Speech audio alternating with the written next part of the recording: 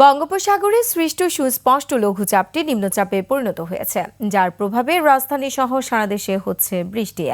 আবহাওয়া অধিদপ্তর বলছে দেশের 4 বিভাগে আগামী 48 ঘন্টা ভারী বর্ষণ হতে পারে। উপকূলীয় এলাকাগুলোতে রয়েছে জলোচ্ছ্বাসের শঙ্কা। জীবন অবাক না করলে কে করবে? 28% মিল্ক ফ্যাটের অবাক করার সাথে ফ্রেশ মিল্ক পাউডার। জীবন অবাক করুক প্রতিদিন। 4 সমুদ্র বন্দরকে দেখানো হয়েছে সতর্ক সংকেত। এদিকে টানা বৃষ্টিতে ভোগান্তিতে নাকাল রাজধানীবাসী। আরিফিন শাওনের রিপোর্ট।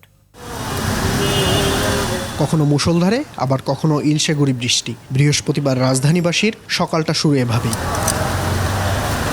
কয়েকদিনের তাপপ্রবাহের পর দিনভর বৃষ্টিতে স্বস্তি মিললেও কম ছিল না ভোগান্তি। চলাফেরার জন্য একটু দুর্ভোগ হবে, বাট ভালোই লাগতেছে। এত গরমের মধ্যে যে বৃষ্টি হচ্ছে খুব ভালোই লাগছে। একদিকে সড়কে বৃষ্টির পানি, অন্যদিকে যানজট। কর্মজীবী আর পথ চলতি মানুষের দুর্ভোগ ওঠে চরমে। বৃষ্টিতে তো একেবারে ঢাকা শহরে নাকাল অবস্থা, তার উপরে যানজট।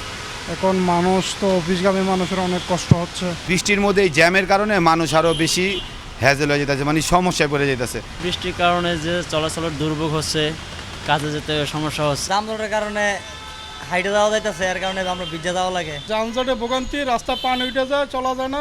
আবহাওয়া অফিস বলছে এমন টানা বৃষ্টি চলতে পারে আরও 2 দিন।